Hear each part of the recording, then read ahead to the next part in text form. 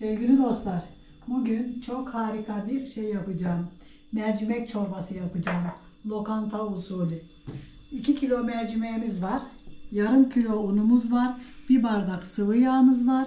Bir tane sana yağımız var. Kusura bakmayın, tereyağına güç yetmez olmuş. Bakın, kemiğine havuç, soğan ve patatesleri haşladım güzelce. Kemikli et. Evet, kemikli etine böyle güzel haşladım. Etini çıkardım, kemiğini ayıkladım. Bir parça da maydanoz koydum dostlar. İçinde maydanozun şu yaprakları da maydanoz yapraklarımız şunlar. Ondan sonra yarına bundan 150 kişilik çorba yapacağım Allah izin verirse. İster bir kişilik, ister 150 kişilik fark etmez. Ama ne? Kendinize göre uyarlayın. Mesela azsa bir kaşık un, çoksa yarım kilo un benim gibi. Unu güzelce kavurmamız lazım. Allah izin verirse güzelce kavurduktan sonra mercimeğimizi, her şeyimizi güzelce pişireceğiz. Şimdi ben bunu blenderdan geçirerek göreceksiniz harika bir et suyu hazırlayacağım. hadi bakalım blenderdan geçirelim. Evet, şimdi blenderda.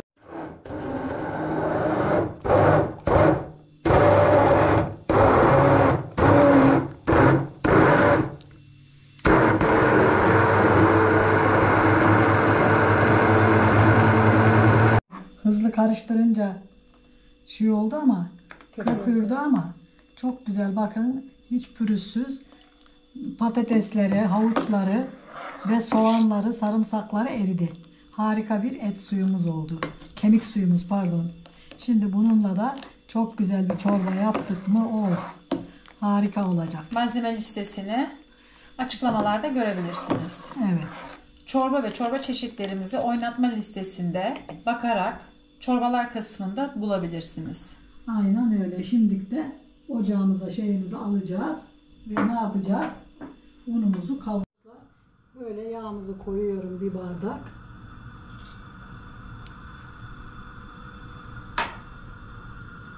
Unumuzu da ilave ediyorum.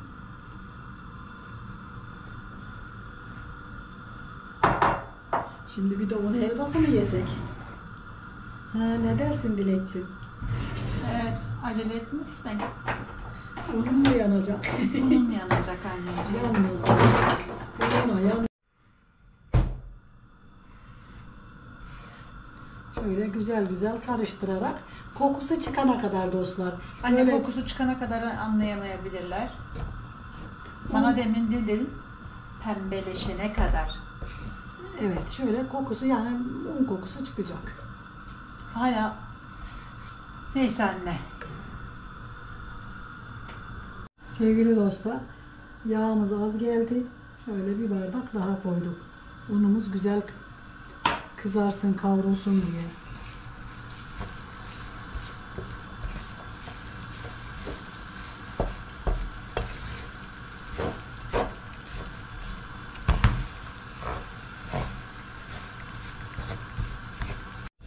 Bakın dostlar, böyle hafif pembeleşti ve gayet güzel oldu. Şimdi bunu da güzelce soğutalım ki güzel olsun.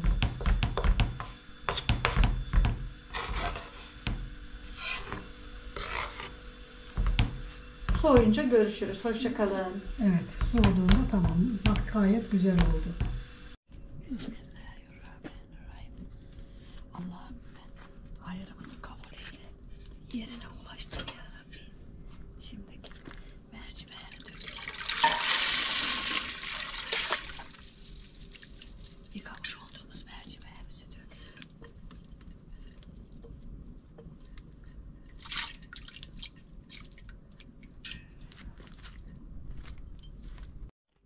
Şimdi et suyumuzu döküyorum.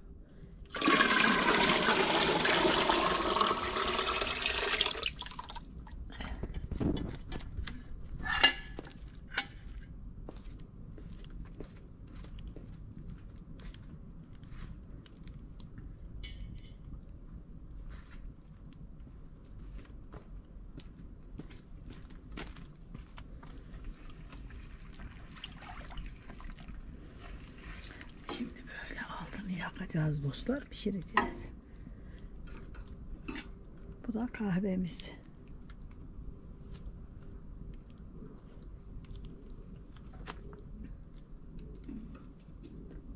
Kaynayıncaya kadar görüşürüz. Evet.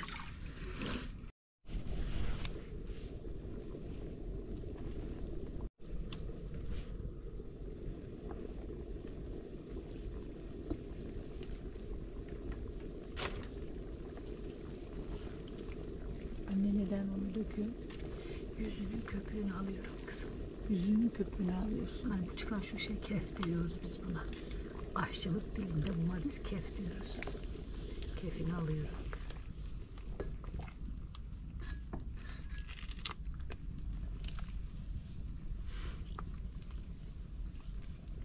Bu çorbamızın yüzünde beyaz beyaz olmasın diye. Bakın çorbamız pişti bile. Pişmişler. Hızı.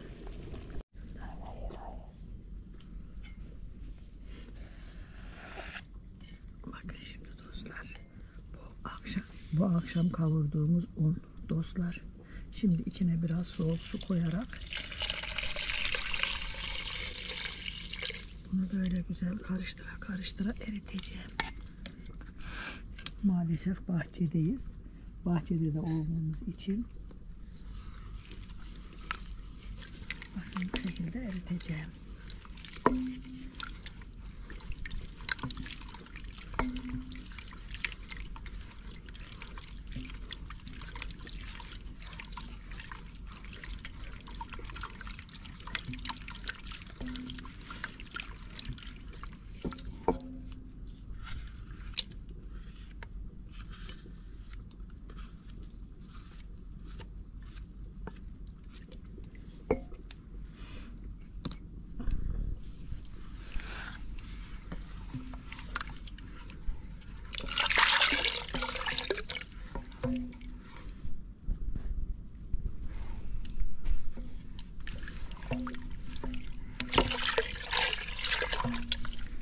İşte tamam.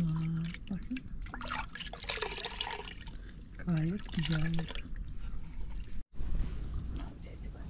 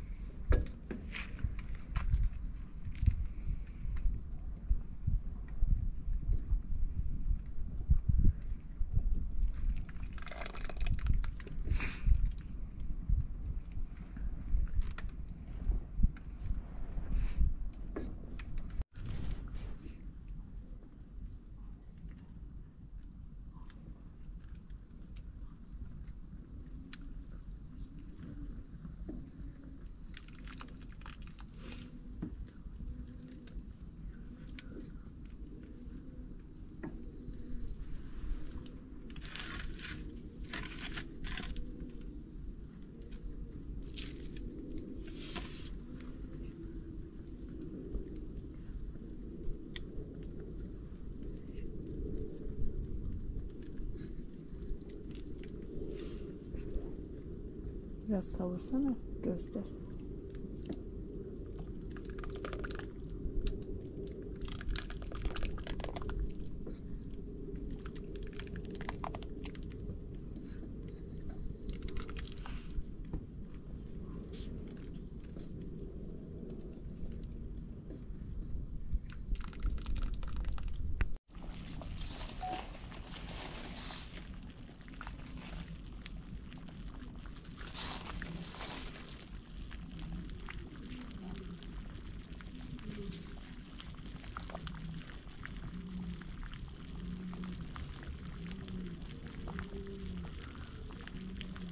Dostlar tuzunu kendiniz ayarlayın. Bu büyük. Ben buna 1 su bardağı tuz koydum. Bu kepçem 1 su bardağı tuz alır benim. Ve bu tencerenin ölçüsü bu. Bakın mis gibi kaynıyor. Şimdi şöyle kimyonunu da atıyorum.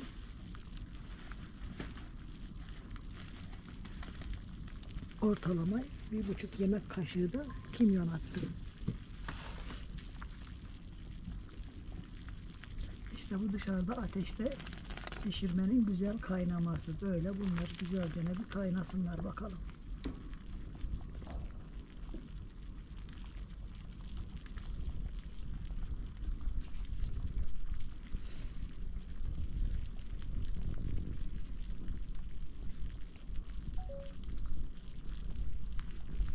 Yavaş.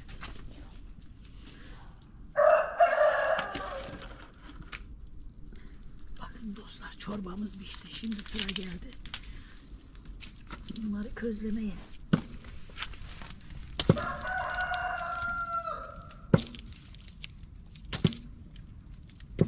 Çok arkaya atmadın mı? Yok. Arkada. Tamam. Ay bunları da ben tam közlemeli kalmıştım ha. Pazardan. Ekmeğin altında közleyecektim ama olmadı. Nasip şimdi kuruyaymış. İyi, sevindim bu işe.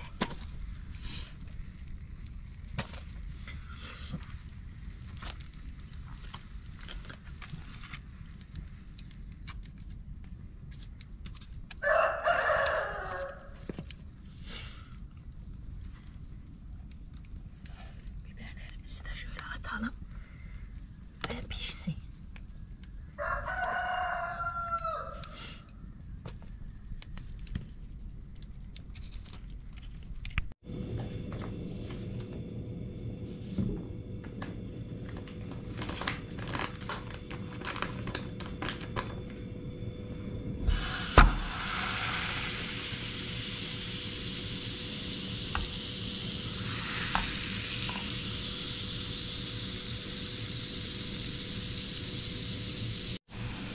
Böyle bir bardak yağ koydum, biraz da tereyağı. Şöyle güzelce yakacağım, üstüne biberle karıştırarak koyacağım Allah izin verirse. Bu yana dursun, ben şimdi çorbamla ilgileneceğim.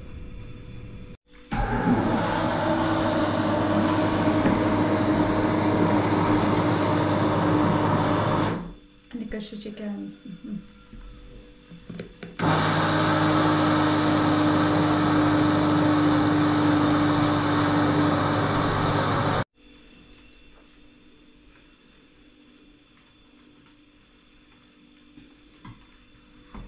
Çorbanın dokusunu da göster.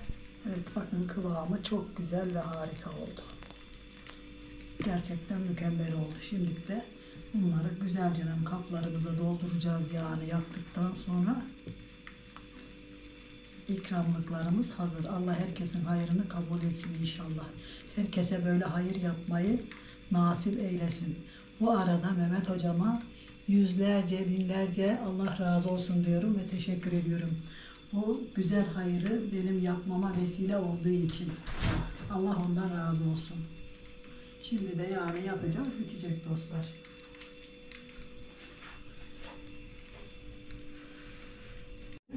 Karabiber atıyorum dostlar. İşte bu şeyin sosu bu kadar. Toz biber falan kullanmak istemiyorum ben.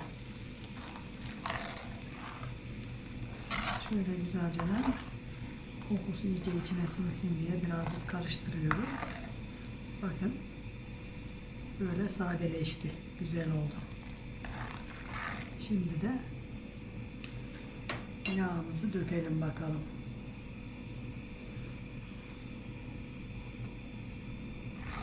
Şöyle birazcık daha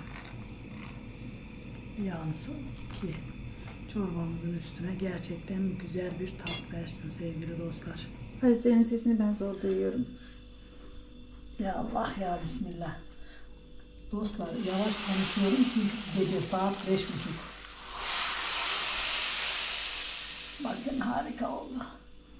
Onun için yavaş konuşuyorum. Hakkınızı helal edin. Bakın mükemmel bir çorba oldu. Köpükleri gidecektir. Blender'dan çektiğim için. Eskiden büyüklerimiz yağ tavada kalmasın derdi. Aynen öyle. Şöyle tamam. Şimdi de düdüklü. Yiyecek olanlara afiyet olsun. Bizi izlemeyi, abone olmayı ve güzel fikirlerinizi söylemeyi unutmayın. Dostlar, bu çorbayı ben camiye yolluyorum. Herkes dua etsin ve duaları kabul olsun. Bol bol Ayet-el Kürsü okudum. Ettehiyyatı okudum. Nas, Felak okudum. Sizler de okuyun. Sizlerin de geçmişlerinin ruhuna varsın inşallah. Beni takip eden bütün dostlarımın ve etmeyen dostlarımın da geçmişlerinin ruhuna varsın. Bütün dualarımız kabul olsun inşallah. Hoşça kalın, dostça kalın. Allah'a emanet olun. Şimdi de düdüklümüze dolduruyorum dostlar. Olanlara afiyet olsun. Bizi izlemeyi, bizi takip etmeyi ve güzel fikirlerinizi söylemeyi unutmayın lütfen. Hoşça kalın, dostça kalın. Allah'a emanet olun.